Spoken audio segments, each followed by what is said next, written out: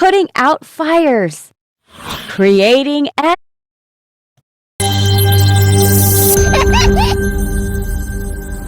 When you are really thirsty, there is nothing better than a cool drink of water.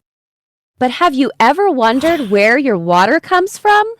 Before it hits the drinking fountain, a faucet, or your refrigerator? About 70% of the earth is covered by water. But did you know that only a tiny portion of that water is drinkable? Stick around and we'll tell you why as we learn all about water.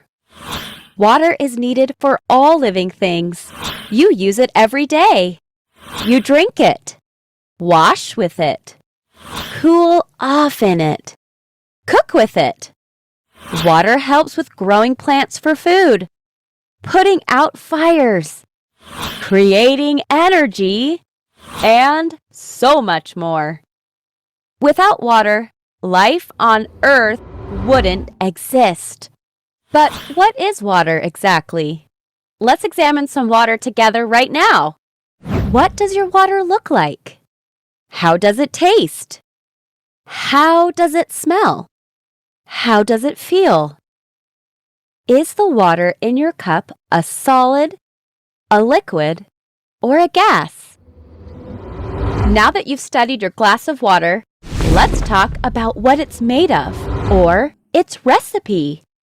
There are two chemicals that make up water. Oddly enough, both chemicals are actually gases. But when they are joined together in a special way, they create water.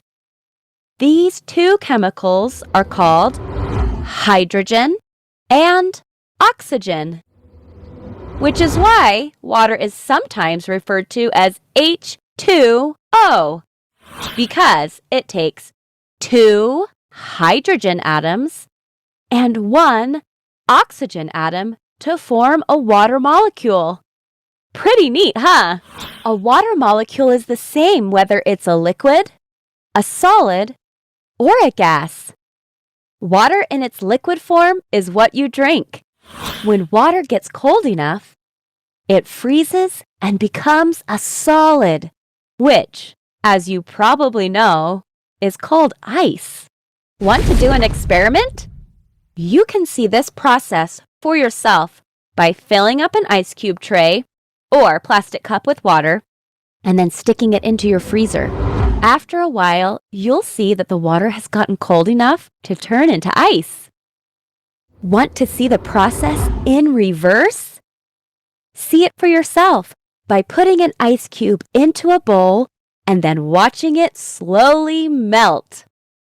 Water can also become a gas, which is called water vapor. This happens when water is boiled and gets so hot it evaporates into the air. You can also see this process in action if you have a humidifier at home. We've talked about what water is, but what about where we can find it?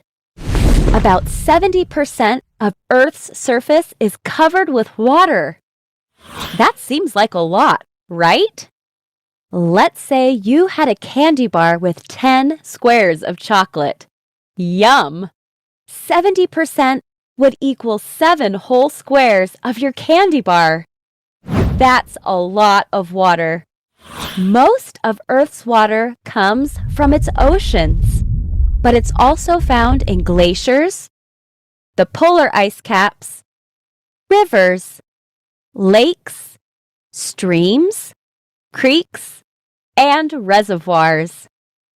Is there a difference between all of these sources of water? You bet! There are two types of water: salt water and fresh water.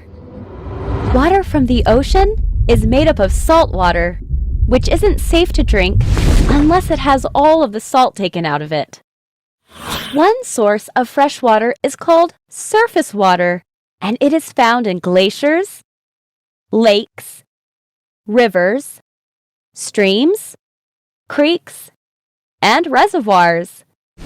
Another source of fresh water is called groundwater, which happens when rain and snow seep into the soil until it reaches rock material. It's stored in the ground, in the spaces between the rock particles, and eventually drains into lakes, rivers, and other freshwater sources. There's a lot more salt water than fresh water in the world. In fact, over 97% of water on Earth isn't drinkable, and only about 0.06% is made of fresh water. To help you understand what this means, let's pretend that all of Earth's water fits into this gallon jug.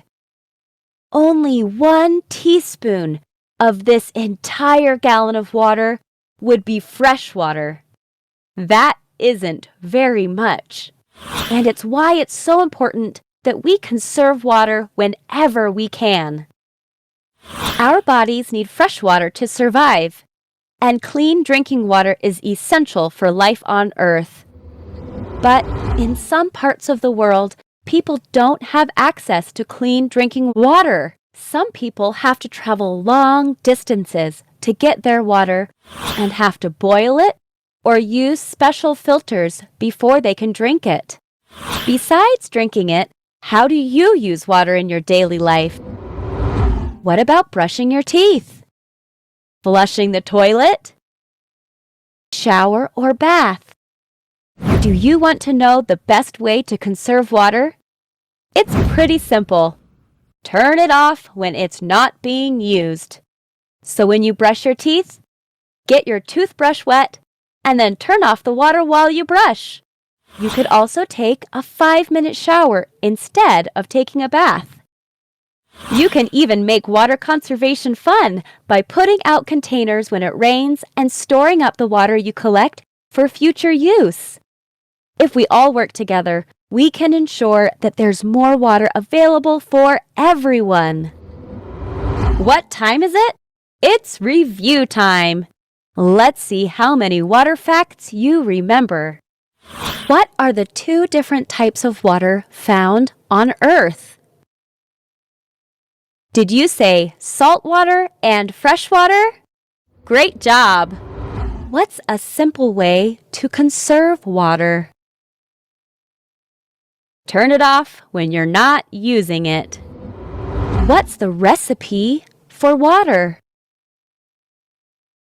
H2O, or 2 hydrogen atoms plus 1 oxygen atom.